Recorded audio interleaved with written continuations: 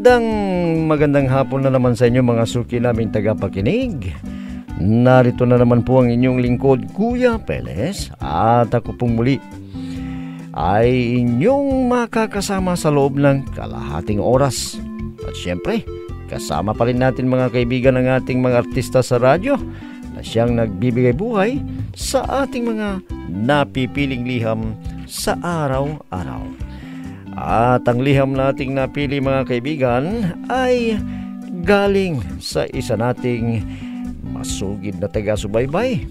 At siya po ay itago lamang natin sa pangalang Jordan. Bueno, basahin na natin ang liham ni Jordan.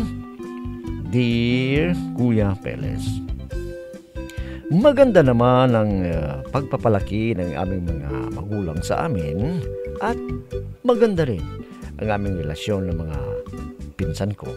Kaya lang kuya, nitong mga nagkakaedad na kami ay parang nagbago ang ugali ng mama ko at ng aming auntie. Itago na lamang po ninyo ako kuya sa pangalang Jordan. 30 taong gulang at may asawa po ako kuya at 3 anak. Para malinaw sa inyo kuya, ganito po nagumpisa ang aking problema, Kuya Peles.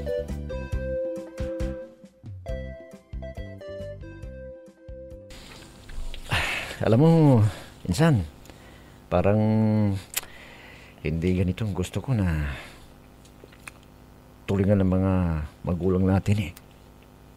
Anong ibig mong sabihin, insan? Di ba dati, maganda naman ang pagsasama nila mama at si Auntie Levy noon. Na mga kabataan pa natin. Nung mga bata pa tayo. Alam mo, hindi nang napansin ko, insan eh. Nalulungkot ako minsan eh. Bagamat hindi tayo nagpapapikto sa awayan nila, makakahiya naman sa mga tao, lalo na sa mga kapitbahay natin. Oo nga eh. Nung buhay pa sila lola at lola, nung gusto nila, magkaayos na sina mama ko at mama mo. Pero namatay na sila. Pero hindi pa rin nangyari yun. Ano kayang dapat natin gawin, ano, pinsan? Nag-celebrate si mama ng 60th birthday niya eh. Hindi pumunta si Auntie Levy. Nihintay nga ni mama eh, si Auntie. Hindi naman dumating. Hindi pumunta si mama mo. Sinabi ko naman kay mama eh, na birthday na ni Auntie Jane. Pero hindi man lang siya umimik. Alam mo, gusto kong magkapatid sila. Paano mang magkapatid sila eh. Ang gusto ko lang kasi na mangyari, sana sa tagal ng panahon dapat magkabati na silang lahat. Sino ba naman ang may gusto ng ganito? Ang isang pamilya dapat maganda ang relasyon sa bawat isa. Sana nga pinsan, magkabati pa sila mama at mama mo. Dinadalangin ko na sana bumalik yung sa dati.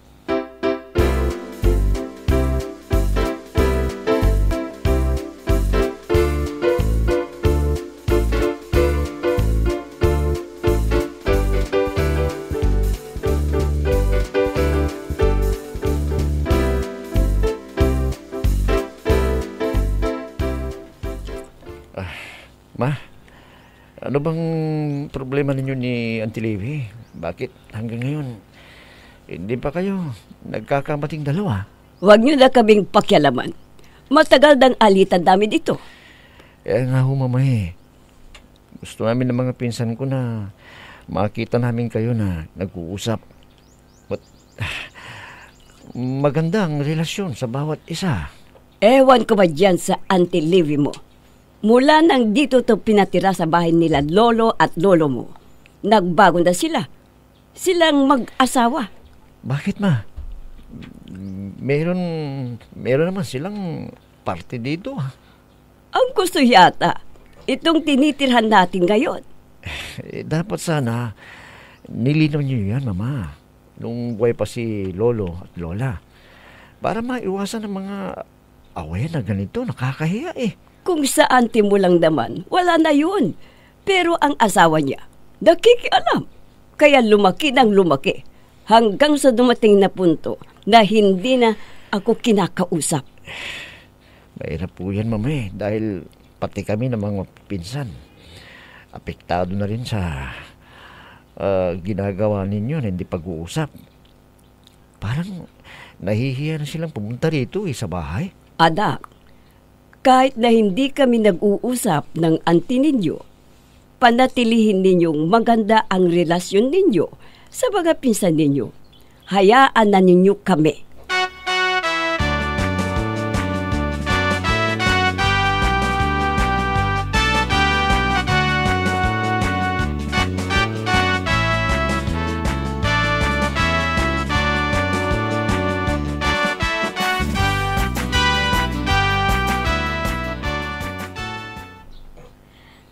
Pa, ano bang dahilan ng pag-aaway nila Mama at Auntie Jean?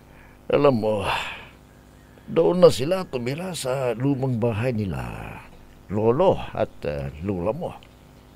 Meron din naman si Mama ng parte doon yung sa baba ng bahay. Alam mo, ang ine-expect sana ng mama mo, sulo niya ang bahay na mamanahin dahil siya ang bunso. Pero hindi nangyari yun dahil nakapagpagawa tayo agad ng bahay. Kaya sila ang nakatira doon ngayon. Imbis na tayo, hindi. Dahil bunso ang mama mo. Hayaan nyo na yan, Papa. Bahay lang naman yun Sabi ko nga sa mama mo, total puro tapos na rin kayo sa pag-aaral ninyo, pero ang tigas ng ulo ng mama mo Hayaan mo at kakausapin kong mama mo tungkol dito.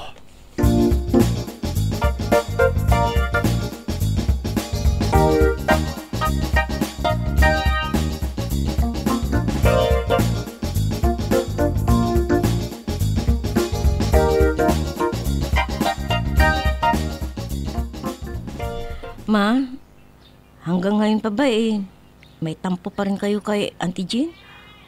Hindi lang tampo, anak. Inangkin nila ang buong bahay. Ma, di ba sa inyo yung baba ng bahay? Di naman nila inaangkin yun Sa inyo pa rin yun, Mama. Ayokong tumira doon. Sa kanila na ang bahay na yun. Ma, ginanap nila ang ika-6 na pong birthday ni Auntie Jean. Di man lang tayo nagkita doon. Babati sana ako kay Auntie Jean para sa amin ang magpipinsan. Bakit? Okay naman kayong magpipinsan Oo nga, Ma, pero ang gusto namin talaga magkabati kayo ni Auntie. Nako, yan ang hindi talaga mangyayari. Pero may edad na kayo, Ma. Habang malakas pa kayo, magpatawaran na kayo. Bakit ba ang tigas ng ulo mo, Hayaan mo lang kami. Problema namin ito ng Auntie Jean mo. Imbis na kami ang turuan ninyo ng maganda, kayo-kayo pa ang nagpapakita ng hindi magandang asal sa amin. Ang importante, alam ninyo ang tama at mali. Yun naman pala, Mama Bakit hindi na kayo magbati ni Auntie? Bakit, Mama?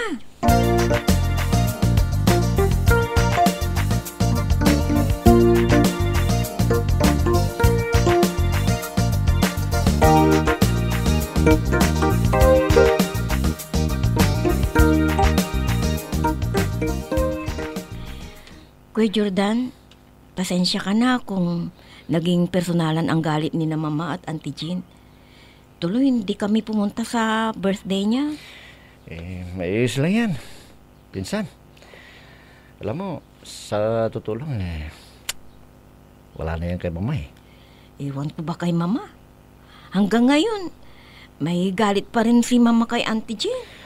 Oo nga Yung nga lang bahay sa baba walang problema doon. Kahit anong oras, kung gusto ninyong tirahan yun, walang problema.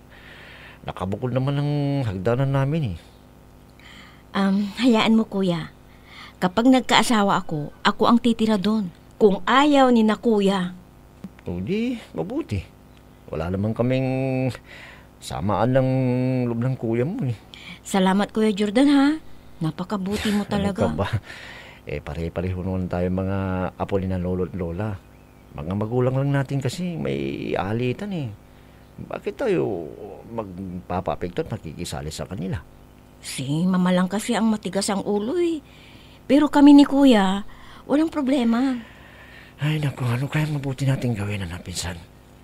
Para magkabati na sina mama at mama mo. Ano kaya?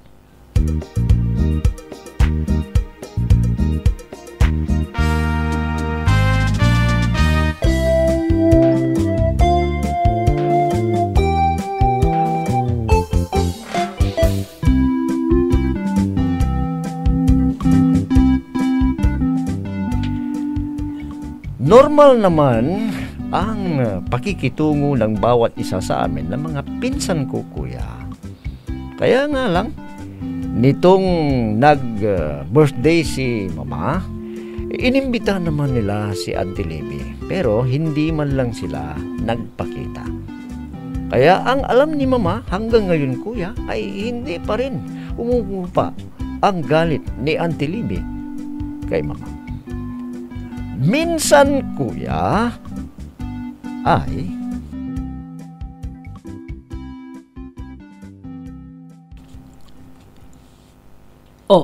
ikaw pala, Levi.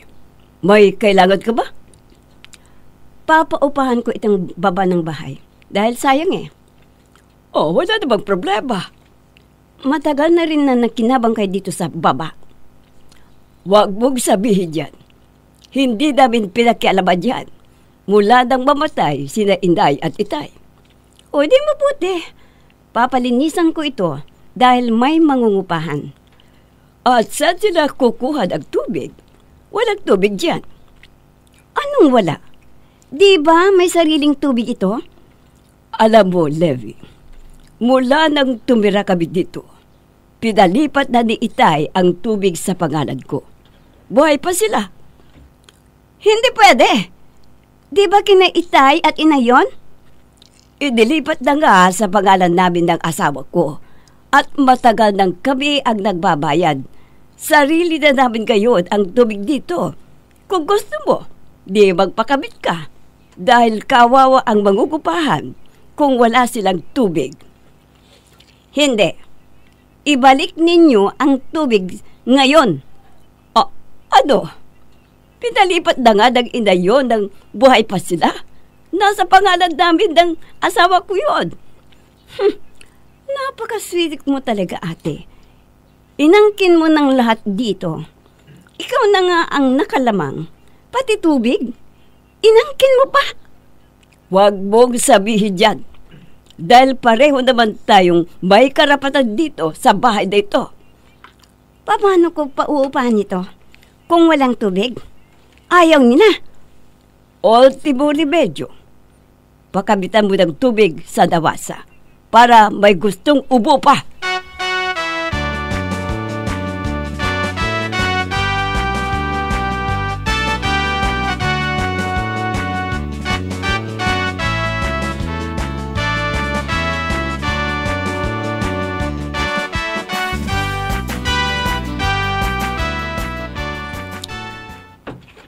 Pisit talaga ang auntie na yun. Pisit? Inay, bakit galit na galit kayong umuwi? Anong nangyari? Paano naman kasi? May gustong mangupahan doon sa baba ng bahay ng lola ninyo. Ngayon? Akalain mo bang wala pa? Wala ng tubig? Sino pang may gustong mangupahan kung walang tubig? Mama, matagal nang pinalipat sa pangalan ni Auntie Jean yun. Kaya kung sakali na may titira doon, magpapakabit na lang. Hindi pwede. Kina Inay at Itay yun. Inangkin na naman nila. At hindi ako naniniwala na may gasto sila doon. Mama, pati pa ba yun? Di pa kabitan natin ng tubig. Mag-apply tayo sa Nawasa. Medyo may katagalan nga lang. Hindi ako makapapayag. Sila na nga ang matagal na nakatira doon. Lahat na lang. Inangkin nila. Piset ang pamilyang yan. Mama, huwag niyo namang sabihin yan. Pamilya din natin sila. Kadugo natin sila, Mama. Wala akong kapatid na ganid at mapagsamantala. Wala!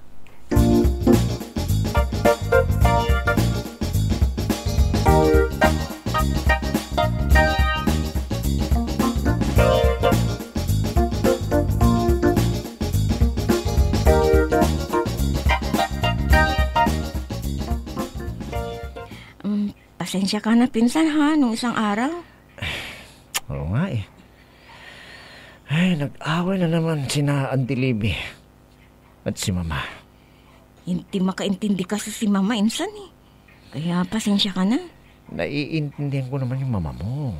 Mula noon, parang ang alam niya kasi mas mahal ni Lolo at Lola si Mama. May gusto kasing mangupahan dun sa baba. Hmm. Alam mo naman, ang mga naghahanap ng bahay ngayon, tubig ang unang-una nilang hinahanap. Madali naman yun eh. Mag-apply ka lang sa opisina ng NAWASA. Tapos maghihintay ka lang ng ilang linggo. Kakabitan ka na kaagad eh, ng tubig. Kaso nga insan, si Mama eh. Di ko maintindihan ang ugali. Ganun na lang gawin mo, insan. Kung may gusto talagang mangupahan dun sa baba, makiigib muna sa amin. Habang hindi pa nakakabitan ng tubig, sabihin mo kay mama mo yun. Naku, insan, parang hindi mo alam ang ugali ni Mama. Hayaan mo na. Kisa tayo pang mamroblema. Tayo pang mga bata ang nakakaintindi. Kaya, hayaan mo na. Pakikiusapan ko na lang si Mama.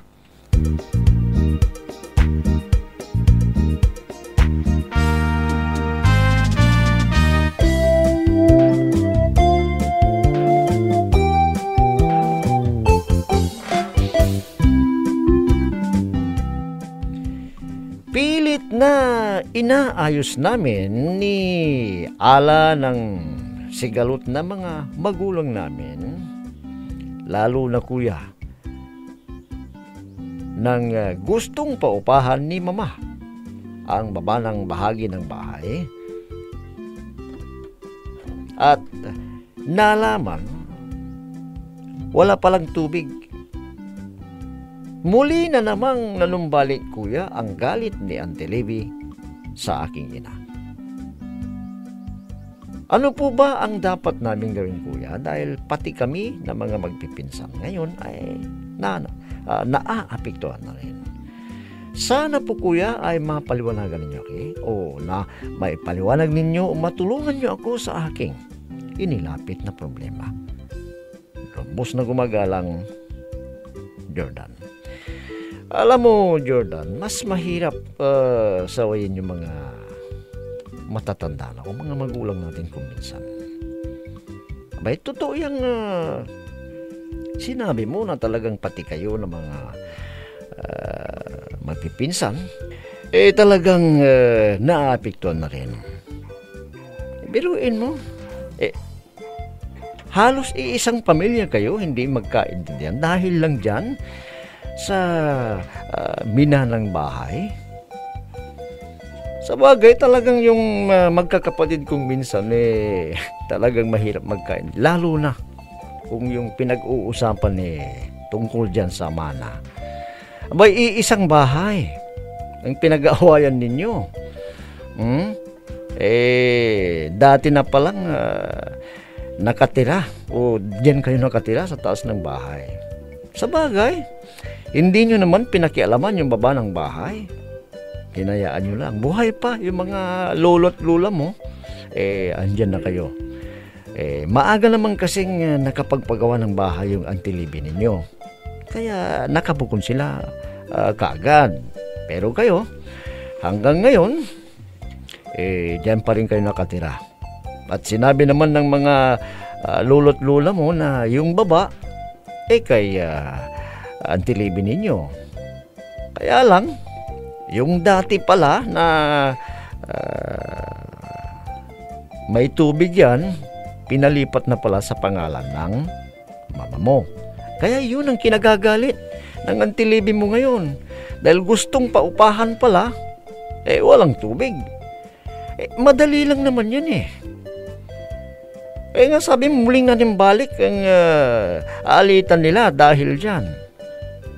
Nakapagsalita ng kung ano-ano na naman yung auntie mo. Naku, maliit lang na problema yan eh. Bakit hindi pag-usapan? Sabi mo nga, pati kayong mapipinsan, apektado na. Pero huwag kayong magpapabekto. Bagkos kausapin nyo yung mga magulang ninyo. Magharap-harap kayo para mawala na yung alitan na yan. Nakakaya sa mga kapitbahay ninyo. Yan lang pinag-aawayan. Mabuti sana kung hindi kayo iisang pamilya. Diyan kayo galing lahat. Nung maliliit pa kayo, diyan kayo lumaki. Nakabukod lang si Auntie Libby ninyo, no? Maagang nag-asawa. May bahay na. Kaya nga lang, hinati nyo yung bahay, kayo yung sa baba, kayo yung sa taas. Kaya Auntie Libby ninyo naman ang baba. Ngayon, kung gustong paupahan, wala ng tubig dahil pinalipat nga ng mga magulang mo dahil wala naman gumagamit. So, hindi nyo naman pinakialaman yung baba. Nakasarado man yung pinto. May daanan kayong iba. So, ibig sabihin talagang hindi nyo pinakialaman yung kay Auntie Libby mo. Kaya ngayon, hanggang ngayon, yun ang pinag-aawayan. Ano ba naman yan? Ang pwede mo lang gawin, Jordan, kausapin mo si Auntie Libby mo, maging ang mga pinsan mo, na sana ayusin na yan. Tubig lang naman yung pinag-aawayan ninyo. Kung gustong paupahan, i-apply nyo dyan sa Nawasa. Madali lang naman yan eh. Simple lang. Para matapos na ang sigalot na yan. Kayo na magpipinsan, kayo-kayong pamilya, nag-aaway-away dahil lang yan. Nakakahiya sa mga kapitbahay. Naintindihan mo ba, Jordan? Bueno, yan na lamang sigurong masasabi ko sa iyo, Jordan. At naway, kahit papano, ay napayuhan kita sa iyong inilapit na problema. Bueno mga kaibigan, hanggang bukas na muli sa ganito ring oras at himpilan, inyong abangan at pakinggan ang programang Peles at your service.